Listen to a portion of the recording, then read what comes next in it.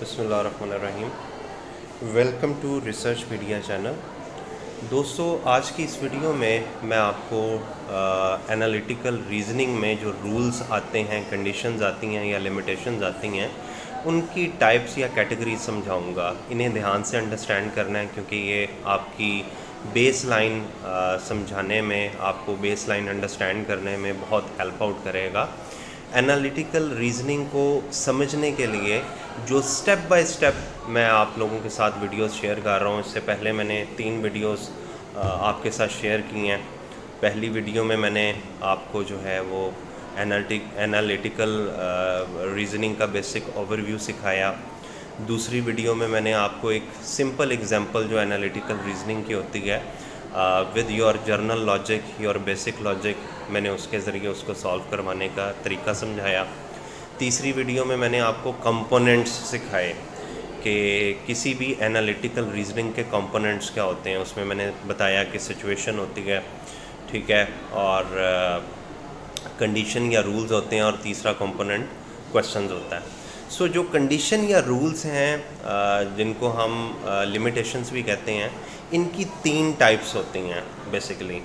There are 3 types of rules in analytical reasoning. सबसे पहले आते हैं बेसिक रूल्स, उसके बाद रिलेशनशिप रूल्स, और तीसरे होते हैं जिनको हम न्यू रूल्स कहते हैं। बेसिक रूल क्या है? The rule which has the minimum possibility of occurrence is basic rule.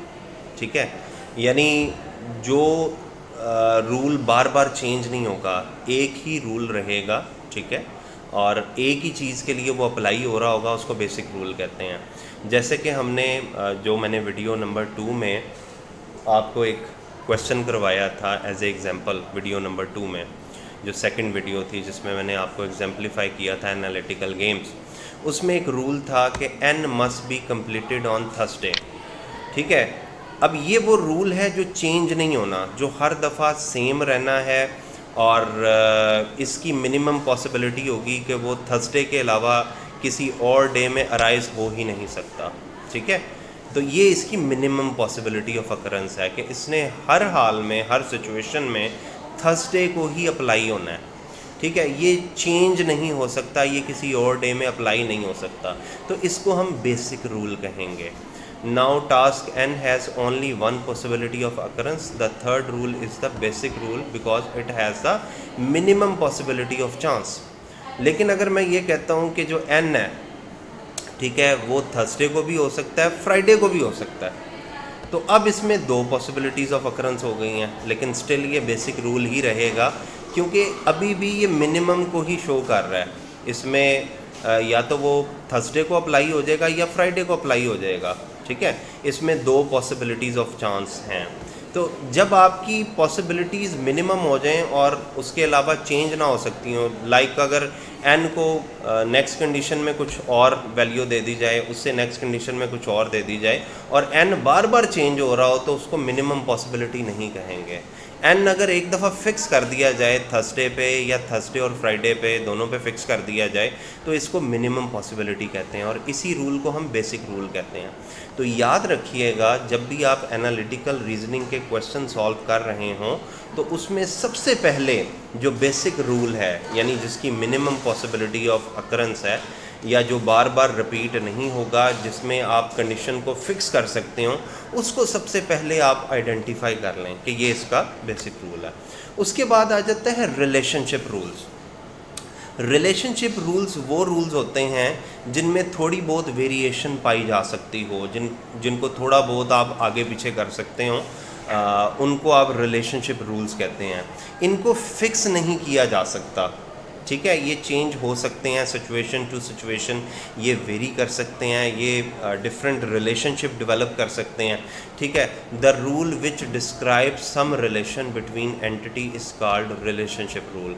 In the above example the first and the second rule, जैसे कि उसने बताया कि J must be completed some time before L. J जब भी आएगा वो L से पहले आएगा, चाहे ये फ़ौरन पहले आ जाए, लाइक पहले जे आ जाए फिर एल आ जाए, या पहले जे आ जाए, दरमियान में कुछ और वैल्यूज़ आ जाएं, ठीक है, उसके बाद एल आए। तो ये रिलेशनशिप रूल है, ठीक है, क्योंकि इसमें आप फिक्स नहीं कर रहे जे और एल को कि एल को कहाँ रखना है, जे को कहाँ रखना है। आप सिर्फ इतना बता रहे हो कि जो जे है वो जब भी आएगा वो एल से पहले आएगा, ठीक है। This is the relationship. इसी तरह एम के मतलब रिलेशनशिप उसने बताया था कि या तो ये ओ के फ़ौरन बाद आ जाएगा या ओ से फ़ौरन पहले आ जाएगा, ठीक है, लेकिन डे फिक्स नहीं की है। M must be completed on the day immediately before or the day immediately after, यानी एम जब भी आएगा वो या तो ओ से फ़ौरन पहले आ जाएगा या ओ के फ़ौरन बाद आ जाएगा, लेकिन इसने डे फिक्स नहीं किया कि कौन सा दिन, ठीक है। जबकि अगर हम प्रीवियस स्लाइड पर जाएं तो एन के लिए डे फिक्स है। तो जब डे फिक्स कर दिया, ठीक है, चाहे वो एक दिन हो या 2 दिन हो, जब ये फ़िक्स कर देंगे तो बेसिक रूल है। अगर डे फिक्स नहीं हो रहा, सिर्फ आपको पोजीशन बता रहा है कि फ़लाँ ने फ़लाँ से पहले आना है या फ़लाँ के बाद आना है, तो इनको हम रिलेशनशिप रूल कहते हैं। तो यहाँ पे बताता है first rule describe the relation between J and J must be completed before L और J is less than L. Now if one knows to set L or J, then he can determine the setting for the other remaining task easily. The second rule is also describe the relation between M and O. Now again, if one knows the setting for M or O task, then he can determine the setting for other remaining task. For example, if M is completed on Tuesday, then O must be completed on Monday or Wednesday. भाई पक्की सी बात है कि M या तो O से पहले आएगा या ओ के बाद आएगा, ठीक है। सो वो कहता है कि अगर आप एम को ट्यूसडे पे रख दो तो ट्यूसडे के बाद क्या आता है जी, वेडनेसडे आता है, ठीक है, और ट्यूसडे से पहले क्या आता है जी, मंडे आता है। तो ओ को या तो आप वेडनेसडे को रखोगे या मंडे को रखोगे। तो ये एक तरह से एक रिलेशनशिप रूल बन गया। उसके बाद है जी न्यू रूल्स। याद रखिएगा कि न्यू रूल्स जो होते हैं वो आपको लिमिटेशन के साथ भी दे सकता है, यानी वो आपको जो रिलेशनशिप रूल हैं उनके साथ भी बता सकता है, लेकिन ज़्यादातर इनकी पॉसिबिलिटीज़ होती है कि ये एज ए क्वेश्चन आ सकते हैं, ठीक है, एज ए क्वेश्चन, ठीक है। यानी जो हमारे 3 कंपोनेंट है ना, पहला कंपोनेंट होता है सिचुएशन, दूसरा कंपोनेंट होता है लिमिटेशन या रूल्स, और तीसरा कंपोनेंट होता है क्वेश्चन। तो ये जो न्यू रूल्स होते हैं इनकी मैक्सिमम पॉसिबिलिटी है कि ये आपके एज ए क्वेश्चन आ जाएं, यानी जो थर्ड कंपोनेंट है उसके तौर पर ये आ जाएं, तो इनको हम न्यू रूल्स कहेंगे। The rule which is made by a combination of given और existing rules is called a new rule.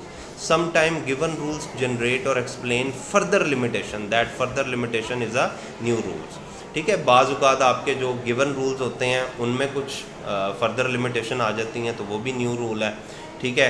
या आप कुछ 2 रूल्स को कंबाइन करके थर्ड रूल बना सकते हो, वो भी न्यू रूल होता है। और बाज़-औक़ात एज ए क्वेश्चन, जैसे मैंने आपको बताया कि एज ए क्वेश्चन आपसे पूछा जा सकता है तो वो न्यू रूल हो सकता है। मसलन हमारे जो ऑलरेडी 3 रूल आपको गिवन है, एक तो ये रिलेशनशिप रूल है कि जे जो है वो एल से पहले आएगा, और दूसरा एम या तो ओ के बाद आएगा या ओ से पहले आएगा, और एक रूल था कि जो एन है वो थर्सडे को ही परफॉर्म हो सकता है। तो ये 3 रूल्स के अलावा आपको क्वेश्चन में जो रूल नज़र आएंगे वो न्यू रूल होंगे। जैसे क्वेश्चन में लिखा हुआ है इफ़ के इज़ कम्प्लीटेड ऑन वेडनेसडे, के को जो है वो वेडनेसडे में फ़िक्स कर रहा है, तो ये एक नया रूल आ गया जो कि ऑलरेडी गिवन नहीं था, ठीक है। इसी तरह if O is completed on Monday, ये भी न्यू रूल है, ठीक है। If J is completed on Tuesday, ये भी एक न्यू रूल है। तो हर आने वाला नया रूल जो लिमिटेशंस के अलावा हो, जो गिवन लिमिटेशंस के अलावा रूल्स दिए होते हैं, उनको न्यू रूल्स कहते हैं। तो याद रखिएगा कि जब आप एनालिटिकल रीजनिंग करें तो आपको पता होना चाहिए कि क्या बेसिक रूल है, क्या रिलेशनशिप रूल्स हैं और क्या न्यू रूल्स हैं। उम्मीद करता हूँ आपको इस वीडियो की समझ आई होगी। इससे प्रीवियस वीडियो भी ज़रूर देखिएगा, और इससे जो नेक्स्ट वीडियो है उसमें मैं आपको स्टेप बाय स्टेप एक सिंबल की टेक्निक सिखाऊंगा कि जिसके ज़रिए आप अपना जो टाइम है वो ड्यूरिंग टेस्ट किस तरह से मैनेज कर सकते हैं, क्योंकि टेस्ट में ज़ाहिर है टाइम की एक लिमिटेशन है, और ये जो एनालिटिकल रीजनिंग के क्वेश्चन होते हैं ये समवट उलझा देने वाले और टाइम कंज्यूमिंग क्वेश्चन होते हैं।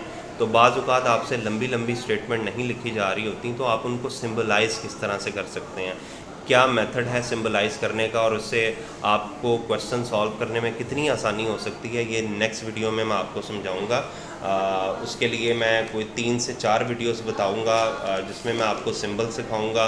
उसके बाद उन्हीं सिंबल्स की प्रैक्टिस के लिए फ़र्दर वीडियोस बनाऊंगा। फिर कुछ रिव्यू क्वेश्चंस मैं आपको करवाऊंगा 1 बाय 1, ठीक है। और उसके बाद फिर हम इसकी मेजर कैटेगरीज़ की तरफ आ जाएंगे, जैसे कि ऑर्डरिंग गेम्स है, ग्रुपिंग गेम्स है, फिर हम एक्सरसाइजेस की तरफ चले जाएंगे। तो ये स्टेप बाय स्टेप चीज़ें समझाने का मकसद ये है कि वो लोग जिनको एनालिटिकल रीजनिंग का बिल्कुल नहीं आइडिया क्या चीज़ें हैं, कैसे हैं, फ़र्स्ट टाइम अटैम्प्ट करने जा रहे हैं या इस पर ग्रिप नहीं बना पा रहे, या आपको एनालिटिकल रीजनिंग मुश्किल लगती है, तो आप जो है एनालिटिकल रीजनिंग की तमाम जो वीडियोस हैं वो ज़रूर देखें, ताकि आपको एनालिटिकल रीजनिंग जो है उसकी सही तरीके से समझ आ सके।